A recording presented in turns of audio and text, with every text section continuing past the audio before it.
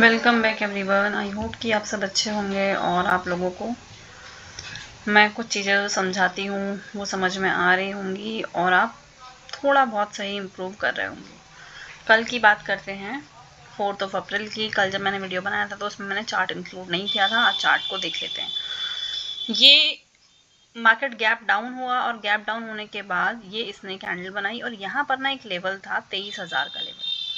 23,000 पे ना बहुत स्ट्रॉन्ग सपोर्ट था। जब भी कोई स्ट्रॉन्ग सपोर्ट होता है तो उसको वन गो में नहीं तोड़ा जाता नॉर्मली, ठीक है। ऐसा नहीं कि कभी नहीं तोड़ा जाता, बट मोस्टली ऐसा होता है कि सपोर्ट को रेस्पेक्ट करता है मार्केट। तो यहाँ से एक टेक्निकल बाउंस आया और बाउंस आने के बाद जो लोग फंसे हुए थे, जिन्हें एग्जिट करना था, उन्होंने एग्जिट करा और फिर ये नीचे जो है एक मूव शार्प दिखा। उसके बाद फिर यहाँ पर मार्केट ने बहुत देर टाइम पास करा। उसके बाद थोड़ा सा डाउनफॉल और आया नीचे। अब हमें कैसे पता कि यहाँ पर सपोर्ट है, हमें कैसे पता कि यहाँ से मार्केट डाउन जाना चाहिए? देखिए, एक तो ना मार्केट के मूव देखने होते हैं। जैसे कि आप देखेंगे यहाँ मार्केट ना लास्ट डे बहुत देर कंसोलिडेट हुआ था। हालांकि मैंने पहले भी कहा था कि ये जो मूव है ये यहाँ आना चाहिए था, ठीक है। ये जो मूव इन्होंने 4 अप्रैल को दिया, ये 3 अप्रैल का मूव था। 3 अप्रैल को इन्होंने इसे होल्ड करा दिया था एक्सपायरी की वजह से, क्योंकि एक्सपायरी पे क्या होता है ना, बहुत सारे ऑप्शन बायर जो हैं वो एंट्री बनाते हैं और उनका प्रीमियम खाना होता है ऑप्शन सेलर को। मैं साफ बोलती हूँ, देखो बिल्कुल ऐसी लैंग्वेज बोलना जो लोगों की समझ में आए वो सही रहता है। ऑप्शन बायर क्या होते हैं, छोटा पैसा लेकर मार्केट में आते हैं और सोचते हैं कि हम इससे पैसा बना लेंगे। लेकिन जो ऑप्शन सेलर होते हैं बहुत चालाक होते हैं, बड़ा पैसा लेकर मार्केट में बैठे हुए हैं और उनके हाथ में इतनी पावर है कि वो मार्केट को होल्ड करा सकते हैं। तो देखिए, ऑप्शन बायर का सारा पैसा यहाँ ये लोग थीटा डीके के रूप में खा गए। और ये जो मूव यहाँ आता तो ऑप्शन बायर का पैसा बनता। अब ये मूव इन्होंने एक दिन होल्ड करा के अगले दिन तोड़ दिया, तो ये सारा पैसा जो है ऑप्शन बायर को ना मिलकर उनके प्लान के अकॉर्डिंग उनको ही मिला, ठीक है। तो अब क्या बात है ना, जब यहाँ पर ये लेवल टूटा तो यहाँ से ये बाउंस क्यों आया, ये क्वेश्चन होता है लोगों का। तो ये इसलिए आया क्योंकि कोई भी अच्छा लेवल जो है ना, एक बार में मार्केट वन गो में नहीं तोड़ पाता। वहाँ से थोड़ा सा ऊपर बाउंस लेकर उसके बाद फिर वो नीचे आता है तो एक अच्छा फॉल देता है। अगर मान लो ये वन गो में तोड़ता तो फिर कोई एंट्री भी नहीं ले पाता, ठीक है। वन गो में अगर कोई लेवल टूट रहा है तो वहाँ पर फिर आप एंट्री बना भी नहीं सकते हो। मान लो जब ये मार्केट गैप डाउन हुआ तो ये इस सीधी एंट्री में बस वो लोग जा पाए होंगे जो लोग पहले से पोजीशन लेके बैठे होंगे। एंट्री दोबारा लोगों को मिली है यहाँ पे, उसके बाद ये मूव मिला है। ये चीज़ें जानने की, देखने की होती है। अब मैं आपसे हमेशा कहती हूँ कि आपको ये जो स्ट्राइक प्राइस है कौन सा वाला सिलेक्ट करना है। मैंने पहले भी वीडियो बनाया है ITM OTM पर, ठीक है। तो ये जो होते हैं ना इन द मनी वाले कॉन्ट्रैक्ट, ये कॉन्ट्रैक्ट बेहतर होते हैं। और ये जो होते हैं आउट ऑफ द मनी वाले कॉन्ट्रैक्ट, इन कॉन्ट्रैक्ट्स में आपका पैसा कम बनता है। तो ये कॉल के इन द मनी है और ये वाले पुट के इन द मनी है। ध्यान से समझिएगा, ये वाले कॉल के इन द मनी और ये पुट के इन द मनी। ये कॉल के आउट ऑफ द मनी है और ये पुट के आउट ऑफ द मनी है, ठीक है। और ये जो यहाँ पर होता है ना बिल्कुल लाइन पर, इस लाइन के पास, वो पुट का इन द मनी और ये कॉल का एट द मनी और ये कॉल का एट द मनी। ये पुट का एट द मनी, ये कॉल का एट द मनी। इस तरह से हमें देखना होता है।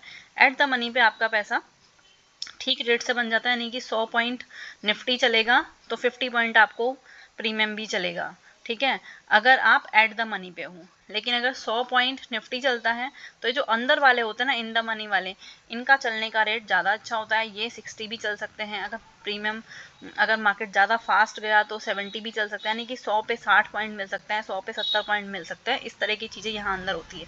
लेकिन ये जो बाहर वाले होते हैं, यहाँ क्या होता है, अगर ये मार्केट 100 पॉइंट चलेगा तो ये हो सकता है 30 ही पॉइंट चले, 40 ही पॉइंट चले, क्योंकि ये जो बाहर है ना ये अनसेफ होते हैं, ठीक है, ये सेफ नहीं होते। इस यहाँ पर थीटा डीके बहुत जल्दी होगा। मान लो 4 पॉइंट ऊपर जाएगा मार्केट तो 1 पॉइंट ये बढ़ेंगे, लेकिन अगर 2 पॉइंट नीचे आएगा मार्केट तो ये 3 पॉइंट कम हो जाएगा। तो यहाँ पर थीटा डीके का रेट बहुत ज़्यादा होता है, चाहे इस तरफ आ जाओ कॉल के आउट में या फिर पुट के आउट में। तो ये चीज़ें आपको ध्यान रखनी है। आप मानेंगे नहीं तो मैं आपको विद एग्जाम्पल दिखाती हूँ। जैसे कि इन द मनी में आ जाइए पुट के, क्योंकि कल का मार्केट पुट वाला मार्केट था। मैं अंदर कोई भी उठाती हूँ, जैसे मान लो मैंने ये उठा दिया 23, ये ले लेते हैं 23,300, ठीक है। ये इन द मनी है, थोड़ा महंगा होगा लेकिन यहाँ पर आपको बेनिफिट भी दिख जाएगा। तो ये देखो इसका ये किस रेट से बढ़ा है।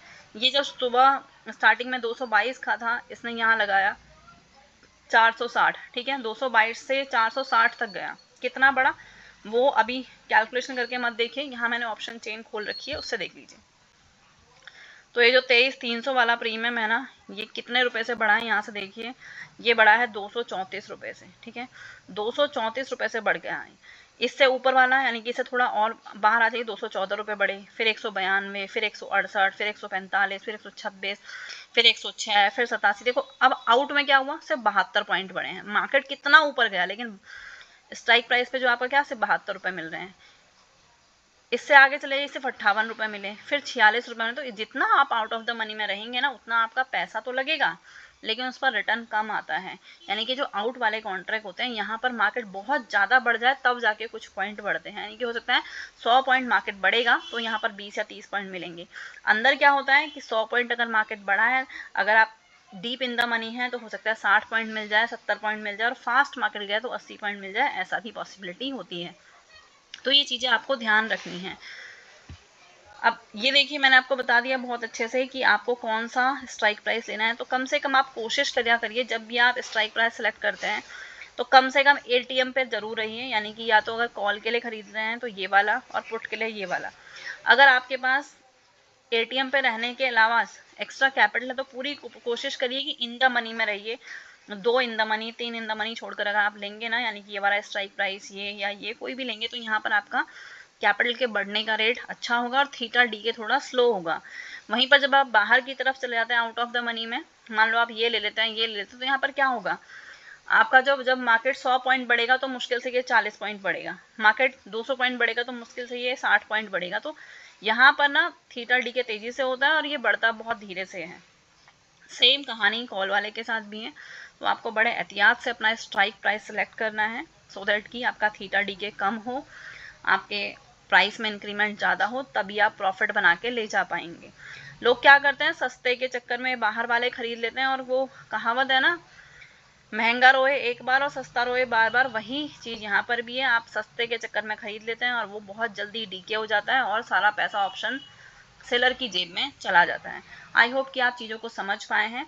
और मेरे को लगता है ना कि ऑप्शन चेन को भी आपको अच्छे से समझना चाहिए। अगर आपको लगता है कि आपको ऑप्शन चेन नहीं समझ में आती है तो मुझे बताइएगा, मैं उसे इतनी ईजी लैंग्वेज में आपको समझा दूंगी कि फिर आपको ऑप्शन चेन को समझने में दिक्कत नहीं होगी। वीडियो समझ पाए हैं, कोरिलेट कर पाए हैं तो लाइक कर दीजिएगा और चैनल को सब्सक्राइब कर लीजिएगा।